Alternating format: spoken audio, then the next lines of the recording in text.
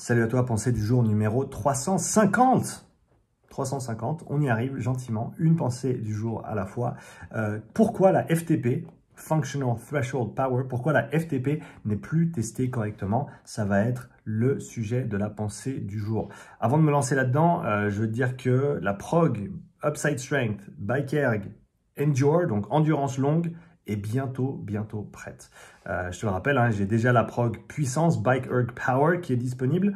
J'ai une quarantaine de personnes qui se sont lancées sur la prog jusqu'ici et j'ai eu de très bons retours. Et donc là, je suis en train de terminer ce nouveau programme de 12 semaines qui, lui, va se focaliser plutôt sur l'endurance longue, Bike Erg Endure.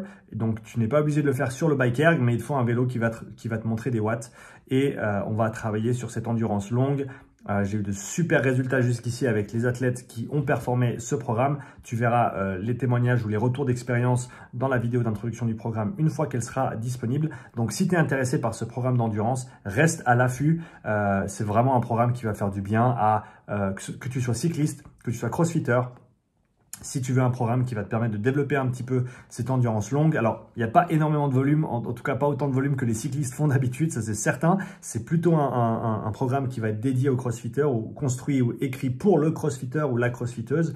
Mais voilà, si tu es dans ce contexte-là et que tu veux améliorer ton endurance de fond, que tu veux améliorer ton endurance longue, que tu tombes en morceaux dès que les choses dépassent 10 ou 15 minutes, que tu as de la peine à récupérer entre les séries, que tu as de la peine à récupérer dans les transitions pendant des WOD, que tu as de la peine à tolérer le volume général dans la semaine, ça va vraiment faire une très grosse différence.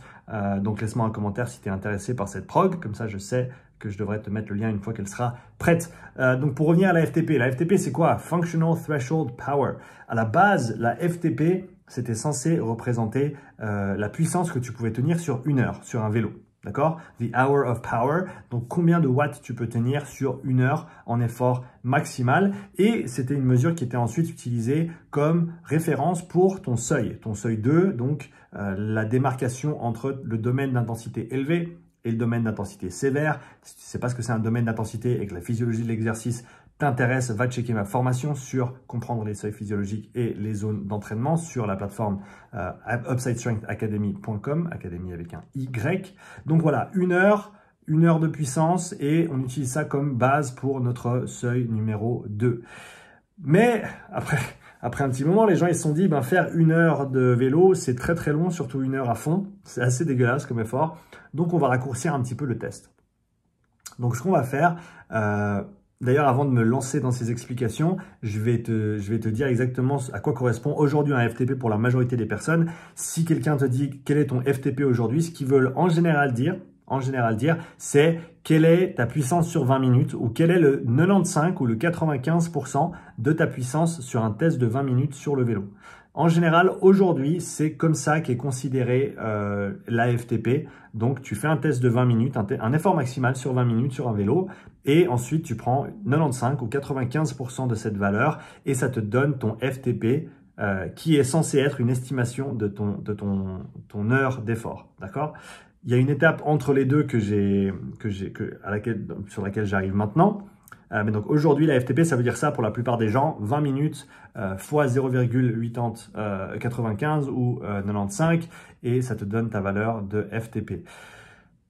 Sauf que ça va très rarement correspondre à la puissance que tu peux tenir sur une heure. Si tu regardes même chez les pros, et j'ai vu des valeurs moyennes là-dessus, chez les pros, la puissance sur 20 minutes, elle équivaut à peu près à, ou alors la puissance sur une heure équivaut à 86% de la puissance sur 20 minutes.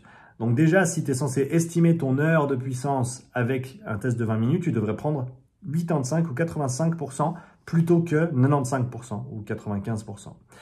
Et ça, c'est pour les meilleurs, en sachant que les cyclistes pros, ils ont une durabilité, une résistance à la fatigue qui est énorme, qui est considérable. Donc, pour le commun des mortels, si tu devais faire la comparaison entre ta puissance sur 20 minutes et ta puissance sur une heure, je prendrais plutôt 80 ou 80%, à mon sens, si on veut avoir cette correspondance entre les deux.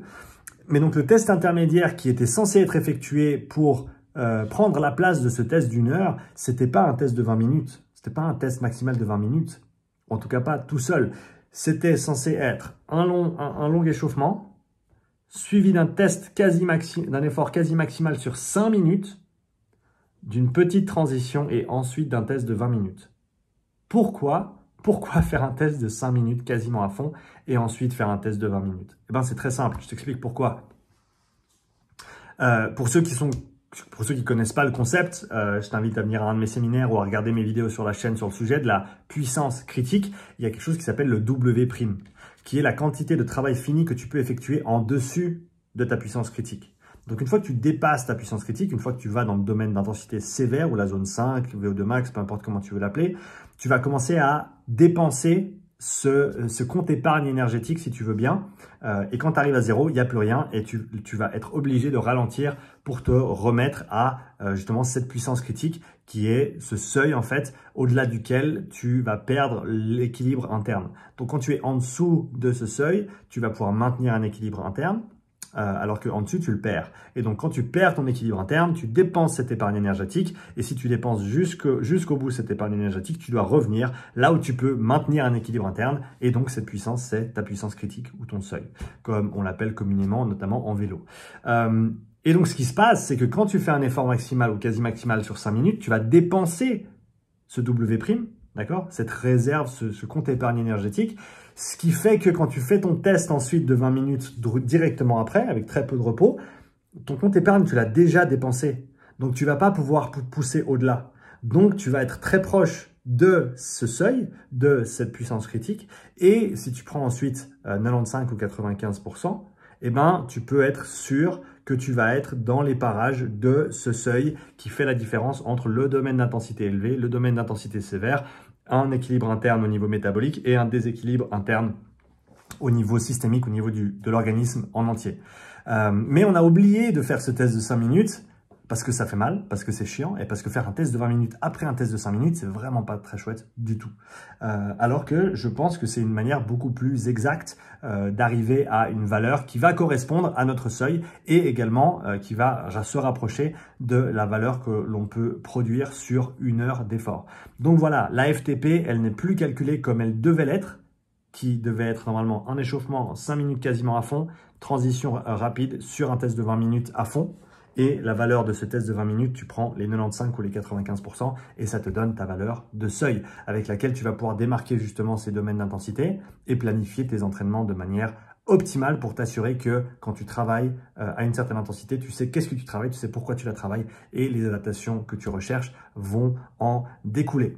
Voilà sur le sujet de la FTP, j'attends tes commentaires pour me dire ce que tu en penses. Je pense que ça reste un moyen de calculer, d'estimer un seuil, mais que c'est certainement mieux d'être un petit peu conservateur par rapport à cette valeur de calcul.